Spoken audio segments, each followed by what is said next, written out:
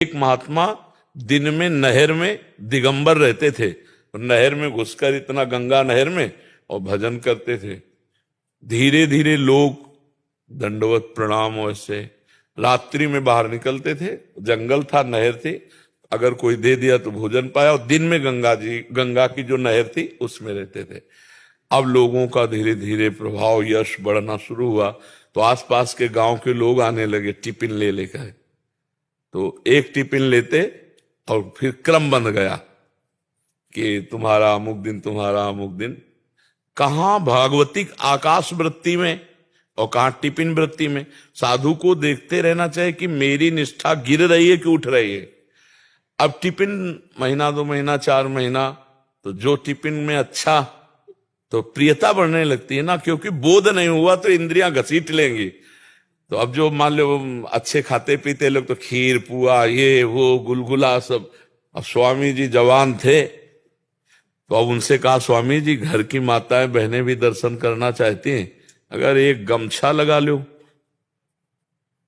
चलो भाई, आप लोग कहते, आप लोगों कहने से क्या है, अगर दिगंबर वृत्ति लिए हो तो फिर दिगंबर ही वृत्ति है, चाहे ब्रह्मा भी कहें। वृत्ति वृत्ति होती है ना, अंबर धारण करना या दिगंबर। दिगंबर मतलब जिसकी दिशाएं ही वस्त्र है, दिशाएं ही वस्त्र है, अर्थात वस्त्रहीन।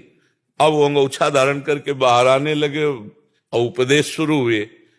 1-2 साल जो समय लगा, फिर उनमें प्रार्थना, स्वामी जी गृहस्थ के अगर घर आप जैसे महापुरुष के चरण नहीं पड़े तो स्मशान समझो आप घर। स्वामी जी घर जाने लगे। कहां नहर में खड़े दिन भर भजन करते थे। वृत्ति, ये घटना है, आपको बता रहे हैं। वो स्वयं को मिले, वो स्वयं पिटने के बाद अब वो धीरे धीरे अब फिर वहां लोग, स्वामी जी प्रसाद पाके फिर धूप में तो यहीं आराम कर लो। अब स्वामी जी आराम का, देखो गृहस्थ लोग अपने जगह ठीक है, लेकिन साधु को ये ध्यान रखना चाहिए कि हमारा मार्ग क्या है।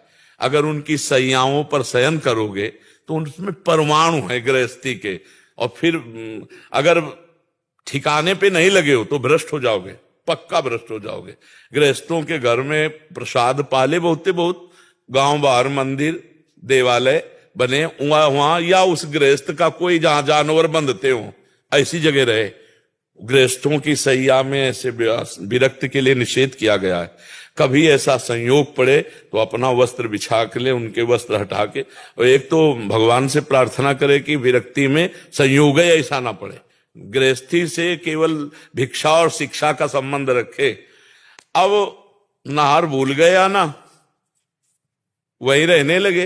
अच्छा, गृहस्थों की क्या होती, कोई ऐसे श्रद्धावान होते हैं कि पूछो मत, एकदम मतलब भगवान संतों को समझते हैं। हमने देखा है, एक तो अपना कर्तव्य क्या है, जितनी ऊंची उनकी श्रद्धा है उतना ही हमारा त्याग जोर का होना चाहिए कि उनकी श्रद्धा में फर्क ना पड़े।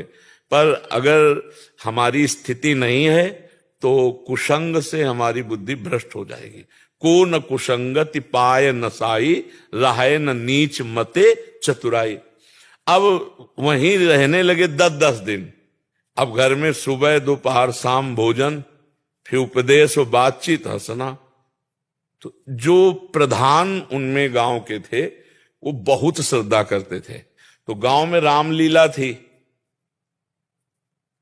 तो रामलीला में सब लोग एकत्रित होते हैं। स्वामी जी वहीं थे और वो उन्हीं के घर में टिके थे।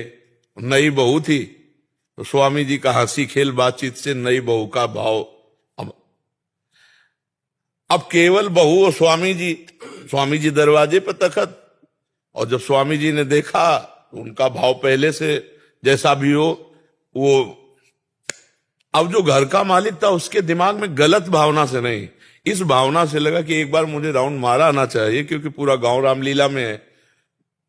वो जब गए तो तखत खाली, तो उन्होंने कहा, स्वामी जी चले गए क्या? बड़ा अंदर उनको क्षोभ हुआ, लेकिन अंदर आवाज आ रही थी। तो उनका लड़का तो रामलीला में है, बहू से कौन बात कर रहा है?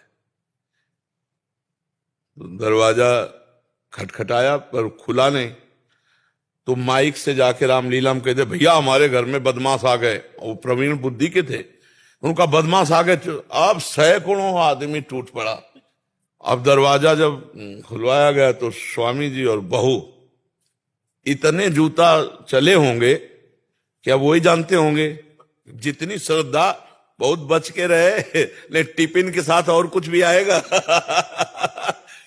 फिर वो भागे, बचाए लोग उनको। ब्रह्मावर्त बिठूर में वो मिलके अपनी कहानी बताए थे, क्योंकि हम नई अवस्था के थे तब, 22, 23, 24 की। तब वो हमारे लिए बताए थे कि भाई बच के चलना, क्योंकि ये मार्ग ऐसा